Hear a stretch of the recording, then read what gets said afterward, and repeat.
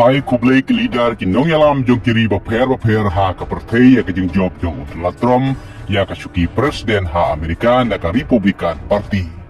Kumta u Donald Trump una dayu presiden ba sabun nyo jong ka Amerika minta.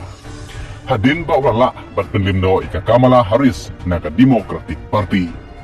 U Defense Minister batma jong ke Israel ukats un ai khublei ya ke jing job jong Donald Trump da ka ba ukats un ongru ba ka Israel ka se trilang bat ka Amerika banyale panyo warabiang egi hostage di barasya rabor no ha ka Hamas ka badai ka kinhun no ka bala Kersyan da ka Iran. Kumban super kenmau hang ni bahaswa ka result election presiden ha Amerika.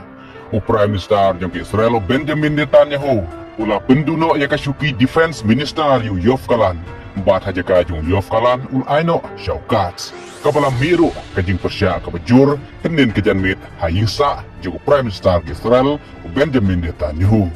Nang tau Prime Minister jong ke British u Keir Starmer ula ai khublei ya ke jing job jong Donald Trump ha ka ne election presiden.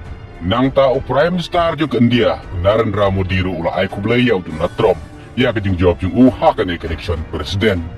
Kumjuru o presiden jong Ukraine u Zelensky u presiden jong ke France u Emmanuel Macron bat kiwei ro kipal ai khublei kyrpang ya ke jing job jong Donald Trump ya ke syuki presiden ha Amerika mentau senam arajar pusau. Ka jing job jong Donald Trump ku presiden u basap hunyu jong ke Amerika kan sadai ke jing kemen kamtam na kamta karu Israel ban ya trilang kamtam ban rading kong ya gikin hun leno na Middle East. Minta u Donald Trump uns ai ke jing kren ke bening kong hadin ke jing job ha kan election presiden bat ya kubor ke pandangwan tengin sepait ha ki wipat ki video. Khublei shibun.